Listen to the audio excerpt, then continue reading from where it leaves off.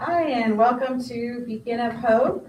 This is Dr. Angel, and I am filling in for Pastor today while she is visiting with her kids up north. And I think when she went up north, she kind of blew that cold air back down here for us so that we would have some empathy and compassion for the cold that I'm sure she's experiencing there too. 'Cause it's probably the coldest day in Florida in a long, long, long time. So grateful for everyone who came and bundled up and staying warm today. And Pastor has been doing a wonderful series on heaven, and it has been so faith building to sit and hear about heaven and where we're going and the fulfillment of our faith and God's promises. Yes. But God laid on my heart this week to talk about living between the now and the not yet, because that is a very hard place to be, and that is exactly where every one of us are. We're between all the time. the now and the not yet, right? So I want to start with Psalms 27, verse 14.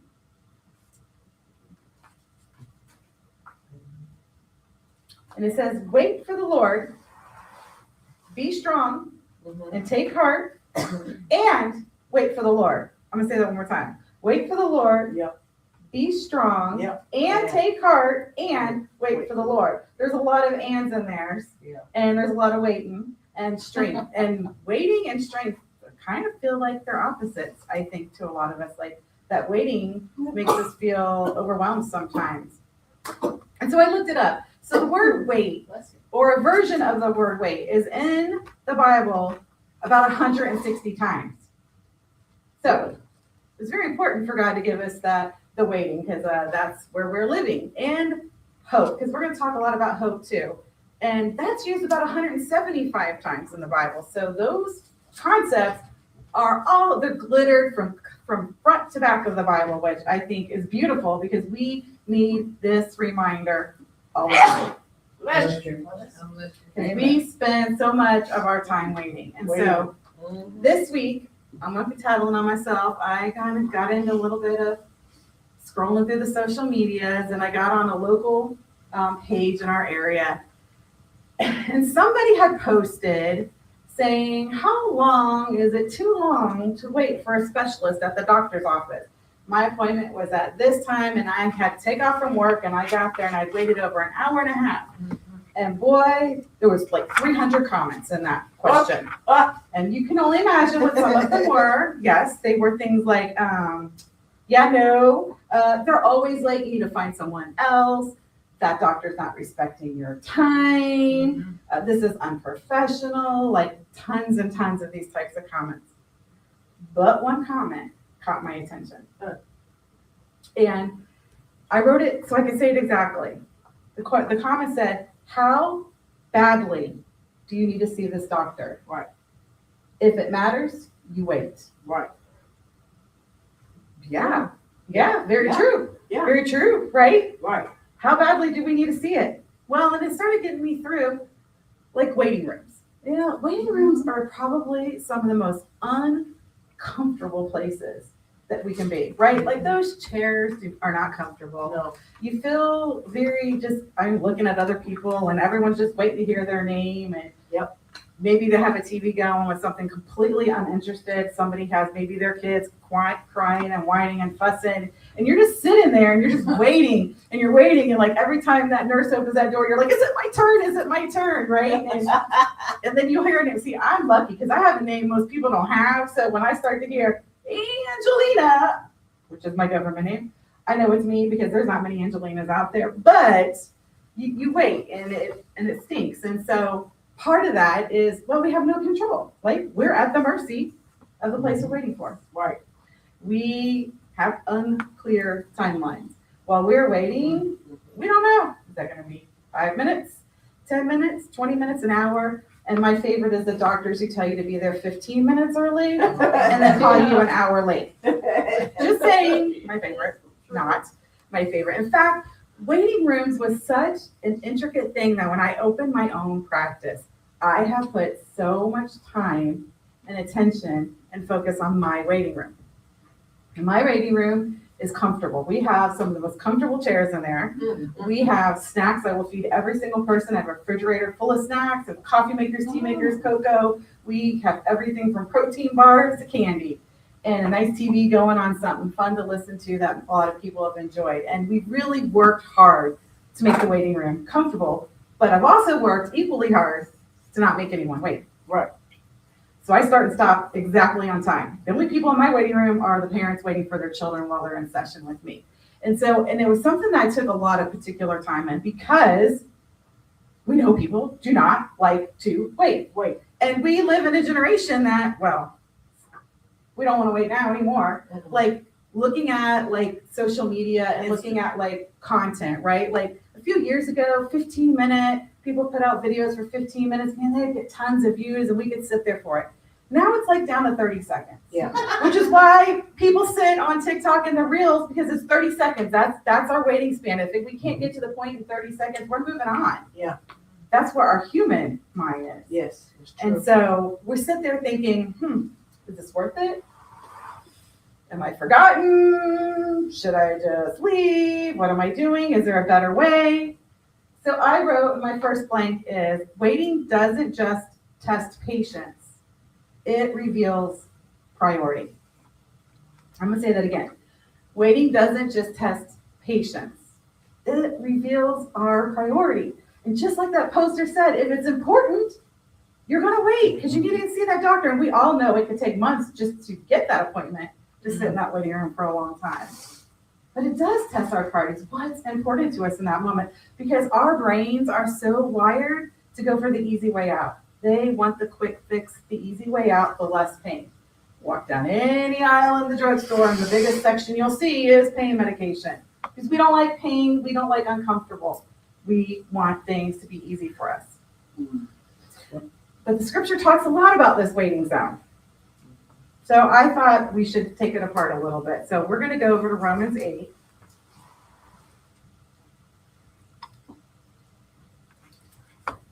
And we're going to look at verses 24 and 25.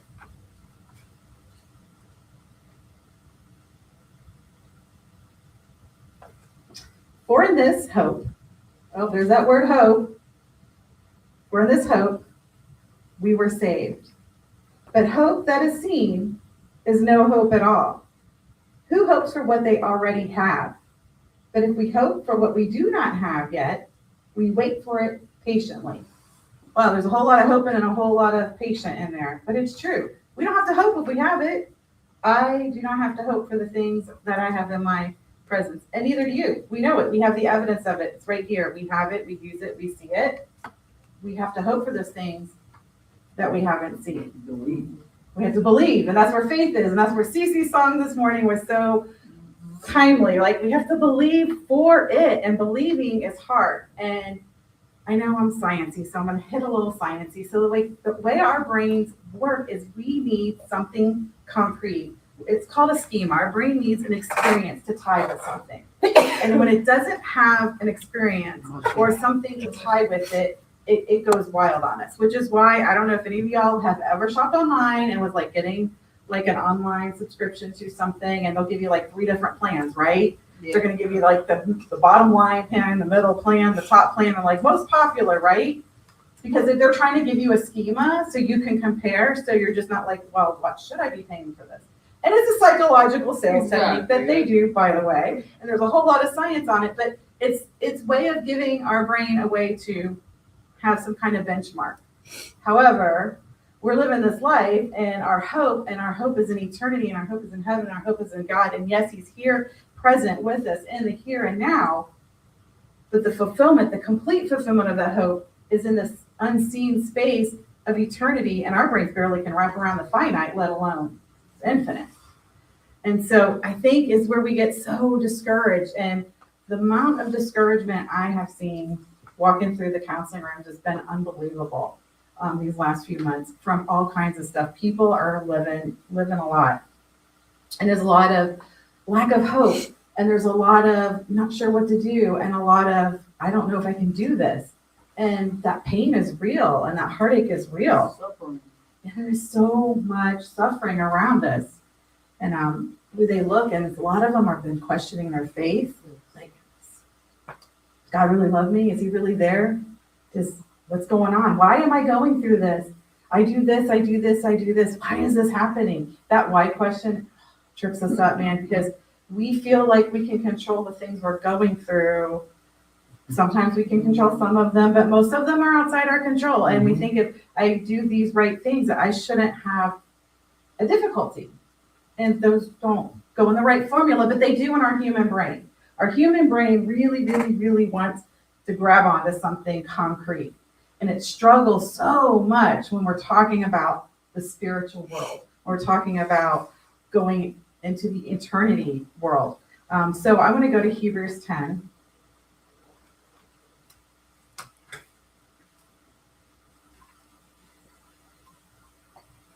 And we're going to look at verse 36. You need to persevere so that when you have done the will of God, you will receive what he has promised.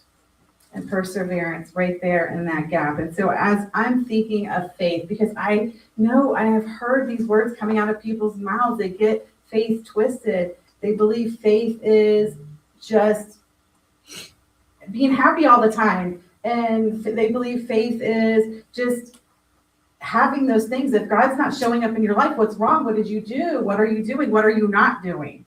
And I hear that because they'll come in the counseling room and they're literally come in with inventories of what's going on in the world. What did they do? What did they do? Are they causing this? And like, that's that space where our faith can get rattled and with what people are saying to us, our community, our social life, and our humanness comes in because our human brain wants so bad to know we can maneuver this for ourselves, and we cannot. God is about trust. It's about humility. It's about laying it down before him and saying, okay, we don't know. We have no idea, but we know your promises are true, and we know you're going to hold us. And he never said that it's going to be easy. In fact, it's not. He never said that you're not going to have bad days or have to go through difficult diagnoses or loss or heartache or pain or all the things that we go through every day. But that doesn't make him less God. Mm-hmm.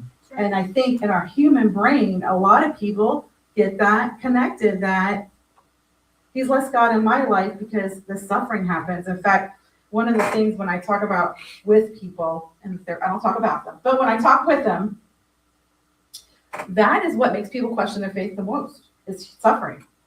And when they are starting to go, I don't even know if I believe God's real anymore because there's suffering. I'm suffering. People are suffering. They're suffering. Mm-hmm.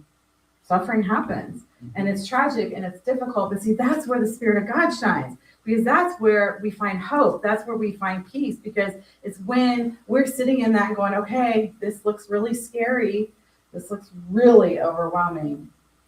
However, I know a God that I'm serving who knows the beginning from the end, and who has promised and has put that seed, and that Spirit walks with me.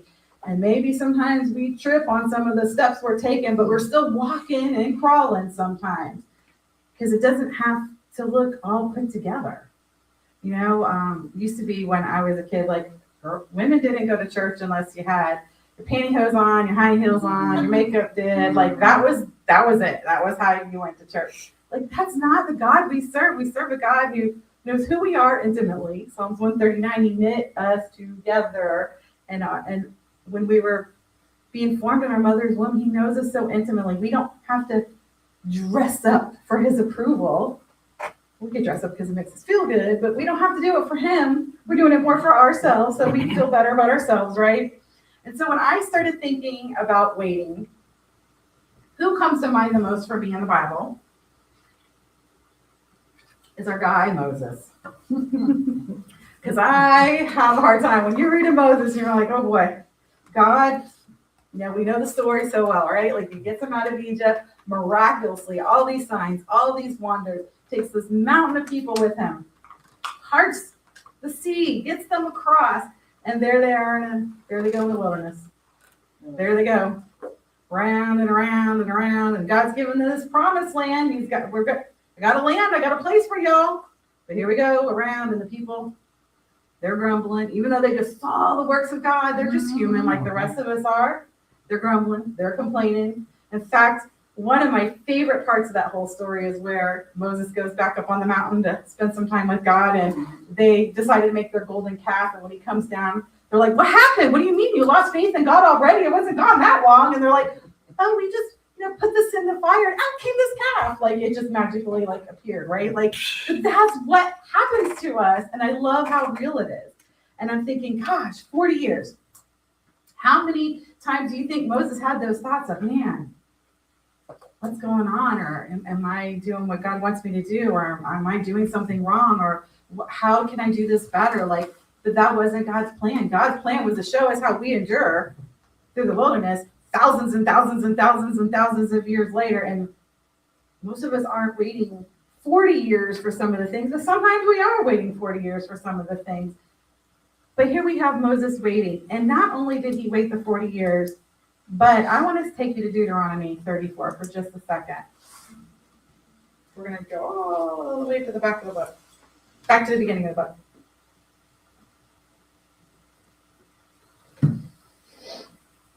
And verses 1-4. Because Moses did what God told him to do. He led the people. They were not happy campers. They were whining. They were complaining. They were like, "Why did you bring us out here? For us just to die?" Like they came at him hardcore. Like I would not wanted to have been Moses by any stretch of the imagination. What he had to endure for 40 years, by the way, of all of this, grumbling and complaining. So verse 34, chapter 34, verse 1, then Moses climbed Mount Nebo from the plains of Moab to the top of Pisgah, across from Jericho. There the Lord showed him the whole land. Showed him everything right there, from Gilead to Dan, all of Naphtali, and I'm sure I'm butchering names, sorry, and the territory of Ephraim and Manasseh, and all the land of Judah as far as the Mediterranean Sea. The Negev and the whole region were the valley of Jericho, the city of palms as far as Zoar. Then the Lord said to him, and this is where it gets, this is the land I promised an oath to Abraham. How many years ago was Abraham from Moses? Long, many generations. I promised to Abraham, Isaac, and Jacob when I said, I will give it to your descendants. I have let you see it with your eyes, but you will not cross over into it. And Moses died, never walking in it, just seeing it. The promise that there was a promise, way back over here. So that means Abraham, Isaac, Jacob were given the promise in their heart, never saw humanly that fulfilled. And that's the work that God does in us. Waiting is not failure. Sometimes it's really the assignment that God has for us. How much of a testimony are our lives when we're just living the real life?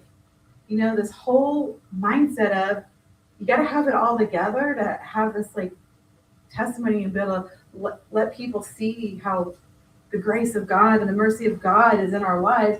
But I am going to challenge that because it's in the real. It's in the, I have days where it's scary or I'm overwhelmed, but I can read, but I can listen to my worship music on my way to work, but I can still hold that peace. And two things can be true at the same time.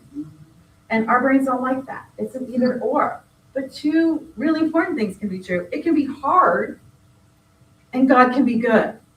And I'm going to say that again because those things feel like opposites, but it's not. It can be hard and God is good. And God is doing the works he's promised that he's doing. And then that's how you grow. That is exactly how we grow. Except for some of us, it gets to be like we want to help him do his job. I can't tell you the number of people that kind of decide, well, God said he wants to do this, and he laid that in my heart, and it's not happening. So I'm going to kind of help him out. Like God doesn't need our help to fulfill his own promises. But that's the human part of us again. And I love that our humanness, we're just so imperfect, but yet we are just, God gave us that free will and that imperfection. And I think makes it such an amazing testimony as we are learning to grow in his grace and trust, because that is just not natural for us by any stretch of the imagination. In fact, nowadays, like trust is kind of like really hard to find just like in regular things, like, you know, the invention of Google. If somebody says something, They're like, oh, there's that many dinosaurs or whatever. Somebody's like on Google going, no, it wasn't. It was this many, or was this time, or was this date. Like, we want that information quick because it's hard to trust things. And we need to put that trust in the infinite. We need to put that trust in him. Is we're beginning to end the entire story, his love story, story of redemption, his story of carrying us through when we allow him to, and when we're not fighting him in that. And we sometimes need that endurance. And so Moses did not get it, get to experience it, but it was preparing the way. And so I want to just challenge like our thinking, like waiting is not evidence of God not being there or the absence of God. It's evidence of the process. And process, again, is another waiting experience, right? And I always say there's two kinds of people. There's the people who like the product and the people who like the process. When you're making crafts, right? I'm a crafter. I love sewing. I love doing all kinds of different crafts. However, I am the product girl. I need that made so I can use that thing. If I'm not going to use it, I'm not making it. I make practical things. And I meet some people that could spend months and months and months and months on the same project because they like the process of doing the project, right? And our life is the process of what God is doing in us, through us, with us. Like, it's a partnership. And it's a lifelong human partnership. And so the waiting room is the space where our faith is really formed. I think you really can't develop faith without having to wait, having to be in that space. Like we said with hope, like the Bible said, if you don't hope for what you have, we have it. We don't need hope. It's right there. We have it. Faith happens when we can't see it, but we're believing for it. When we haven't experienced it, but we believe for it. When everyone tells us, you crazy, because I know people will say that when we share like some of the things they're believing God for. I have heard many people discourage others around them, like going, oh no, God, no, that's not how God works. That's not going to happen for you. We don't get to limit God. Only God. God is God. We have to stop doing that in people's lives and letting people do that in our lives, and be very guarded to what we do share with people, because it's so easy for our brains to get discouraged, like in those moments when people are maybe giving us discouragement, which is why Moses really amazes me, because all he had around him was so much discouragement, and yet he continued to press forward. And so we love those quick resolutions, right? Those 3-day miracles, lose weight in 30 days. Like, how can we put it? We want get your dream body with this, or like everything's those quick fixes, right? That's what TV's all about. They're trying to sell you everything to take your problem away today, or maybe tomorrow, but not far after that. Instant gratification. Very much instant gratification. And I see that even in the counseling room, which sometimes is, well, I see it a lot in the counseling room. So I had recently a couple come in, and they had been married for 35 years. So, and in that 35 years, there was a whole lot happening. And they sat for 2 hours just unpacking all kinds of bitterness, hurts, betrayals, heartaches in this marriage over years. And at the very end, when I'm wrapping it up, I'm looking, and the husband looks at me, he's like, so you think we'll have this fixed in 6 sessions? I thought he was joking. I mean, I'm like, no, that's not how that works. Not at all. Like, our human inside of us, that takes some time. I mean, look, it's a process from glory to glory. Yeah. But we want to know, we need to see that line. Our brain needs to know, where's that line there? Because I can prepare myself if I can see where I have to go. Like that light in the tunnel kind of proverbial statement. We all want to see that light. Where's that light? I don't know about you, Connie, but when I was going through chemo the first time, they told me how many rounds I was going to have. So I sat and put them on the calendar. And every time I'm like, okay, we're down one more. I could handle it no matter how bad it got, because I knew there was a date that it was going to be finished. Right. The second time that was not the case. And I will tell you, it was so much worse of an experience, because my brain just felt like this is going to be forever and ever and ever. And every time I'm like, I don't think I can do this again. I'm done. I would come home and I would tell Mary, I'm like, I don't know if I can do this again. And I did, obviously, but when our brain does not have that benchmark, that spot, that finish line, it goes all kinds of wild on us, and it doesn't stay focused on where we're trying to go, or what's important, or what the priorities are. And so we jokingly call it squirreling, right? When we're going one direction and then the shiny thing appears, oh, we're squirreling over here. But we're squirreling in our Christian walk. And we all love God and we love Jesus. We profess our faith, but it's so easy for this thing to grab that attention and give us a message that's not in alignment with who he said and what he said. But we feel like there's evidence for it here, or more people think that. And so we think, oh, maybe this is it. Maybe they got the answer for this. And I don't want to say this with shame or judgment, because I'm not meaning it to come out that way at all. It's how we're wired. It's how we're built. It's hard to stay that line on where we're heading when this whole life is the waiting room. Let's just think about it. From the moment you are born to the moment your physical body leaves this earth, it's the waiting room. And that's a long time to be in a waiting room and to stay focused and to stay keeping that faith growing. And to, I sit back and think practically about little Noah. When he was building that ark, and nobody had any idea what rain looked like before Noah, and he was sitting there building this big old boat, telling everybody it was rain was gonna come, and they had to tell this guy he was absolutely out of his mind. Yeah. I can't imagine what the messages were he was getting around him. God told him to do it. He was being faithful in doing it. But I can't imagine what happened. How many people was like, I could imagine if it was in today's day and age, somebody would be like, I think we might need to send them over to the mental health hospital for an evaluation. Something's not right there, right? Like, people around him, I think about how he stayed with what God planted in him and stayed faithful to that, even in spite of everything around him. And I know that we don't get to know all those things. I can't wait to get into heaven, because Noah's one of the ones I really want to talk to. I admire that so much, that because it's so hard to stay focused with the noise around us gets so loud. And that's the noise of the world. That's the noise in our minds. That's the noise of all the things. It just gets loud and it screams at us sometimes. And God's voice sometimes is a quiet whisper. And so sometimes we're missing it because it's so loud around us. And we're hearing everything coming out and around us.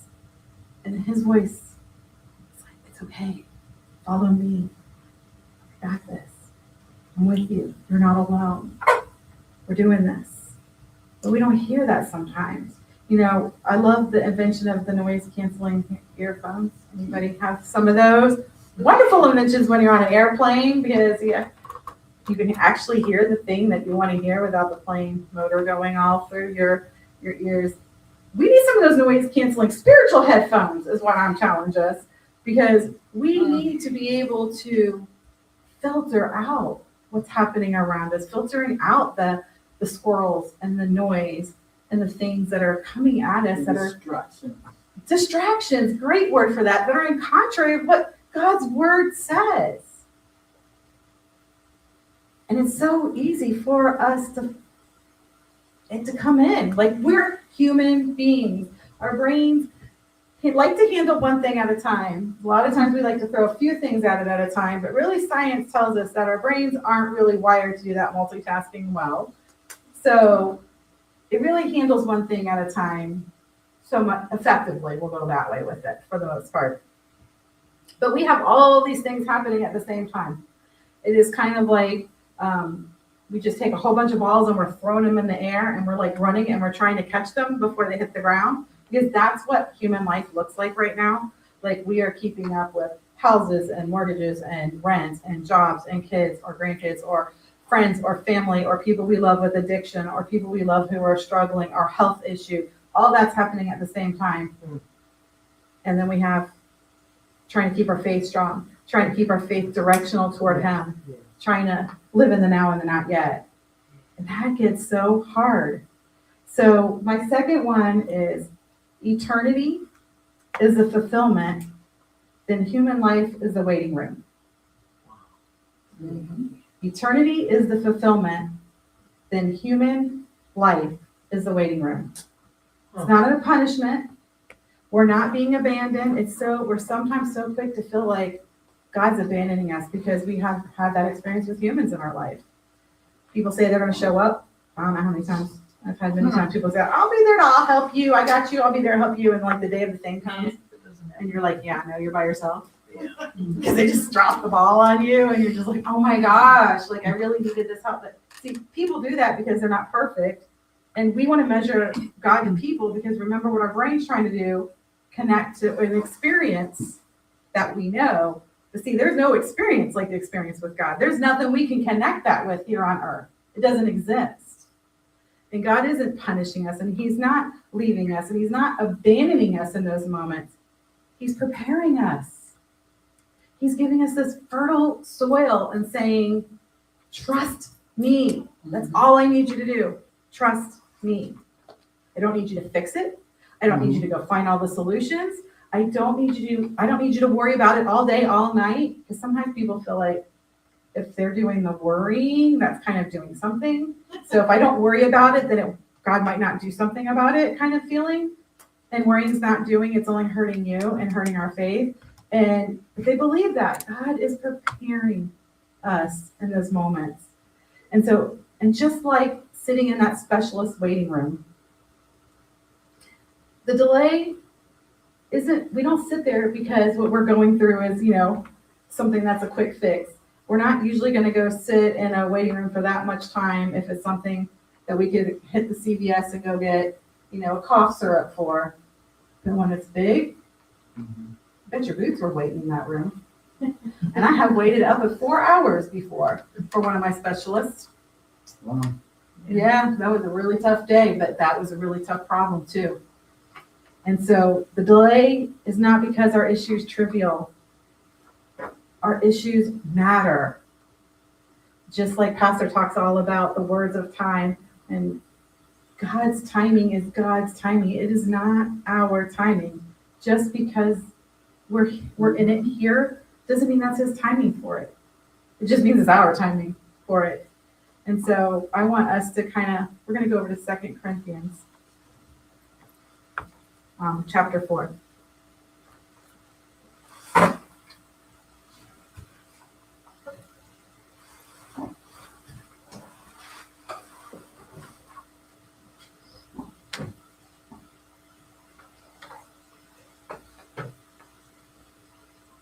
And we're going to look at verses 16 and 18.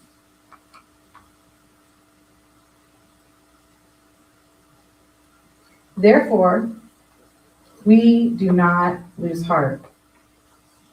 Though outwardly we are wasting away. And we see that every day when we're looking in the mirror, right? Mm-hmm. I know when I go look at memories that come up on my social media, it's like, 8 years ago today. And I'm like, oh my gosh, I look so young and thin.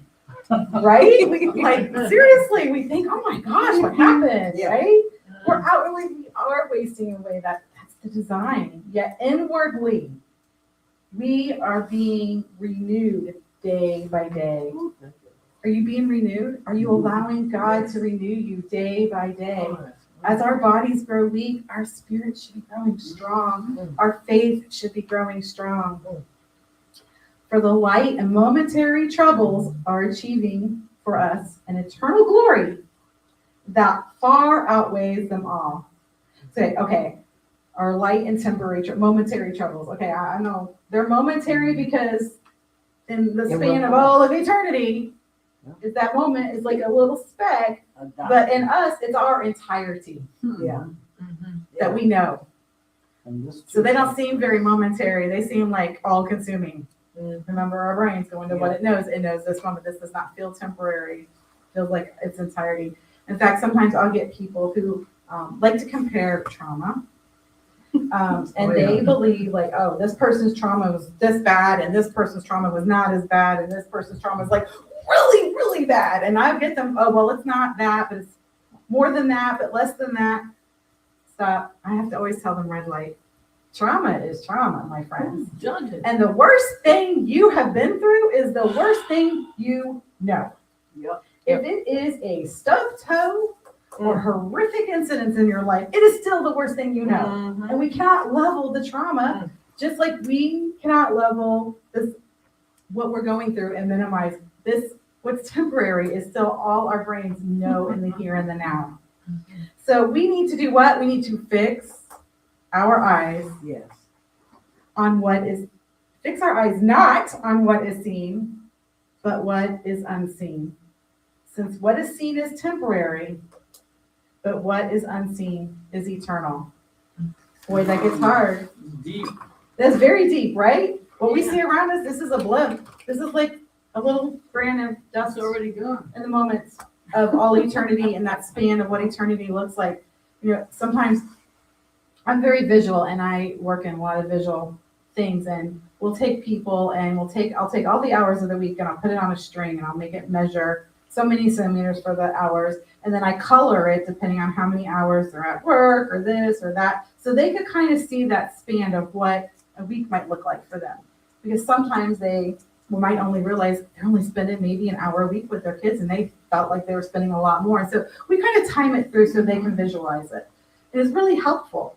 But all that strand, that's just 1 week. Our whole life is literally like a speck on when we put it in The light of universe. eternity. And we are eternal. If we are born again, if Jesus lives in us, we are eternal beings.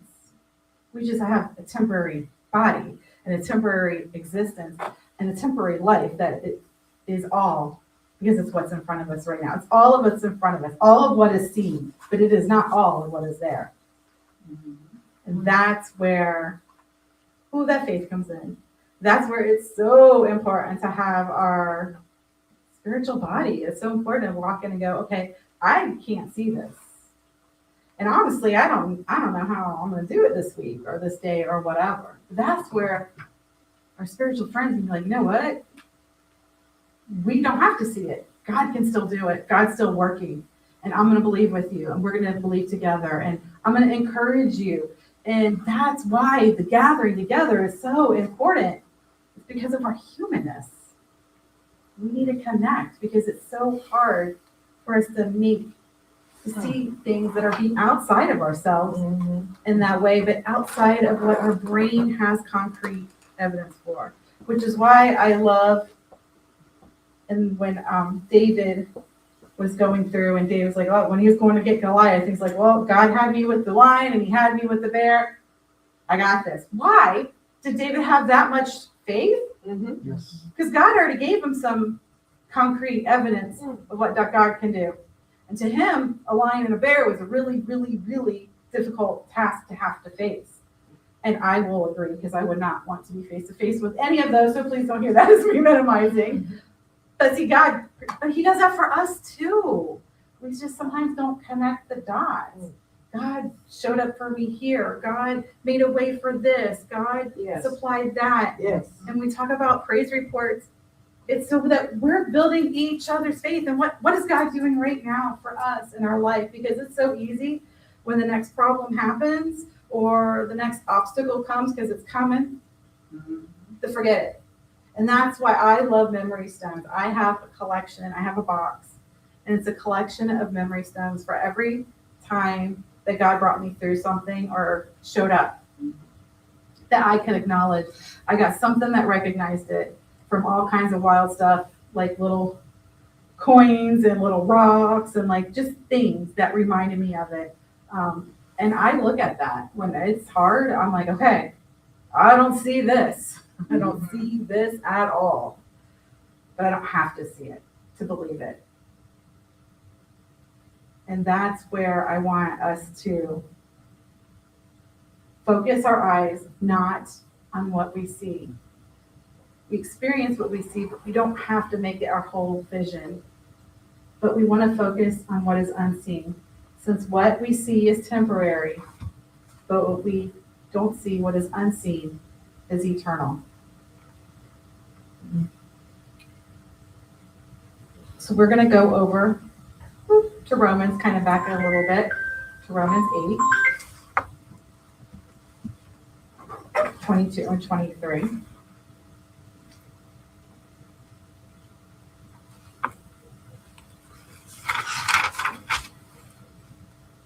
So I forgot my Bible with the bigger words in it, so I needed glasses. So please forgive me as I went through some of these verses. Verses 22 and 23. We know that the whole creation has been groaning as in the pains of childbirth right up to the present time. We know that. Not only so, but we ourselves, who have been the first fruits of the spirits, groan inwardly as we wait eagerly for our adoption to sonship, the redemption of our bodies. And that's where we are. Groaning. We don't groan when it's easy. We're not groaning when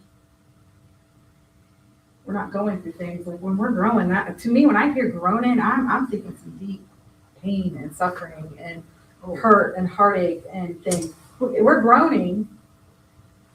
Culture is, we ourselves are, but we wait eagerly. I know we want to be eager as we are waiting for our adoption to sonship, the redemption of our bodies, and that's where Pastor's taking us, for teaching us where heaven is and what that is going to be, because that's where our hope stays. Yes. Our hope stays there. Our faith is growing us there, but we're living in the now and the not yet, which makes it challenging. So waiting does not mean nothing is happening. It means something important is happening. It's just beyond our control, and it is beyond our timing. It's on God's time. It is always on God's time. Oh, yeah. It is always, always, always on God's time. So hope in the middle of what we're going through, that is endurance, not certainty. So when we are hoping, when we are putting our faith and living in this now and this not yet, it's trust without timelines. It's, right. You're going through this and there's no light. There's a light of hope in eternity, but we just don't know where that is on that string of time for our brains to make that connection. So our brain doesn't have this specific timeline. No. So it has a hard time staying focused there. Hope does not require clarity. It only requires submission and commitment. That's it. Which sounds simple, and it's the two hardest things I think we can do. Hebrews 10, we're going to hop over there for just a minute.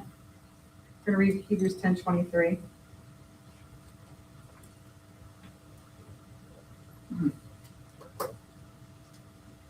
Let us hold unswervingly to the hope we profess. For he who promised is what? Is faithful. He who promised is faithful. He's not like the humans we have experience with. Even the best of the humans we have still make mistakes and let us down in disappointment, even when they don't mean to, because humans aren't perfect. But he is perfection, and he is faithful. Yes. And so we need to hold on to that. You know, sometimes I'll hear people will go, I'm believing God for this. But just in case, I got this backup plan kind of thing happening here. We don't need a backup plan with God. We don't need a safety net. He is faithful. We don't have to take that. Now, if you're putting your trust in a human, yeah, have a backup plan, please. I like to have plan A, B, C, D, and E sometimes because some people are, not so, their word doesn't mean as much. But with him, that's not the case. It's plan A. Period. That's it. Period. The end. Believe for it. I love how CC, I love that you picked the version because I love that space. Yes. Where he said it, it's done. He said it, it's done. Now, are you picking it up and holding on to it? Yeah. Or are you going, I'm glad that's all good, but I don't know. I'm going to try, but I don't know. And it's not about perfection. It's about being aware and intentional. And that's why we have to remind ourselves all the time, because we will walk out this room and in an hour, some of us will be like, this just happened, and I'm anxious, or now this is going on, or I'm not sure, but I want to be sure. So faith in the now and the not yet, it just means showing up anyway, I know a few weeks ago, one of our members was having a difficult day and felt like maybe they shouldn't be here because they were feeling emotional. This is where you need to be when we're feeling emotional. Right. This is where we need to be when we're having a difficult time. Because this is where we connect with our healing, with our body, with our faith. This is it. This is how it happens. Thank you. We are trusting God because He is faithful, not because we are, not because anything we've done or anything you deserve, not because, I don't know, she knows all the books of the Bible in order, but she can quote them like that, and well, I don't even know where the book of, I don't even know, like Joshua's in the Bible, right? Like, that's not it. It is not about what we do. We cannot earn God's love and His grace and His redemption. We don't earn that. We accept it. Yes, let's give it free. And we stay faithful to it. And we can trust that we may not see resolution this side of heaven. There's going to be things that we will not see resolution this side of heaven.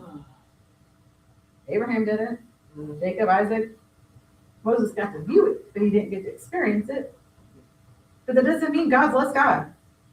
And He's less perfect. So going through the conclusion here is living faithfully in the middle is the toughest place to be. Yeah. So we are all in a waiting room. Yes. Yeah. But here's what heaven reminds me. Earth is not the final word of what happened in our space. It is not the final of injustice or what people have done or how the hurts or all the things that we face. This is not where it ends. Heaven is where finality happens. Yes. We don't have to take care of it, so to speak, here. Because we want to make sure God is just. Justice happens. He says that justice is going to happen. Heaven is where we see the fulfillment of who He is making us to be, and the fulfillment of His promises, and the fulfillment of the work that He began in you the day you allowed Him to enter your life. He says He will see it through to completion. He said it. That's all. That's it, period. Now, are we going to pick it up and accept it? Yeah. So remember, it's tough living in the now and the not yet, living in the in-between, living in that waiting room. And I'm going to tell you, this earthly waiting room is like one of those uncomfortable ones, with the chairs that sit too tall and you're just like moving all over and you're just like, I can't get comfortable. And with people's kids, running all over and crying or something really annoying on the TV. And that's what Earth kind of feels like sometimes. That's what our waiting room feels like. It's not like my office. But that's okay, because this is not where we stop on the stopping zone. We show up, we pray, and we need to stop shaming ourselves for when we're having a difficult time. We're having a difficult time. We need to stop shaming ourselves for not being Christian enough or godly enough, and just let Him do the work in us that He's doing. We're all on our own journey. Yes. I don't get to compare myself to you. You don't get to compare yourself to me and each other. Like, that's not how God works. Nope. He's not sitting there lining us up Nope. based on that's not how He does. Each of us has our own journey, our own purpose, our own ministry, our own vision, and He has His own plan for each and every one of us. So let us hold on to that. Hold strong to that. Yes. Stay focused. We're not squirreling spiritually. If you're not with the congregation, please connect with the congregation. Have those people that you can say, hey, it's tough. I need prayer. Sometimes it feels like we can't even breathe. I need prayer. Yeah. So I'm going to go ahead and conclude this live stream with this. And today, Living the Good Life, is that going to be on, or is it a rerun? Rerun. It's a rerun on Living the Good Life today on Tan Talk Radio. And then we have the BOHM Global website. You can go there. You can connect with us. You can put prayer requests out there. We love to pray. We love to be that person that stands in your corner, holding your hands up when you may not have those people holding your hands up and helping you endure and get through. And we just thank you. And next week, Pastor will be back. God bless you.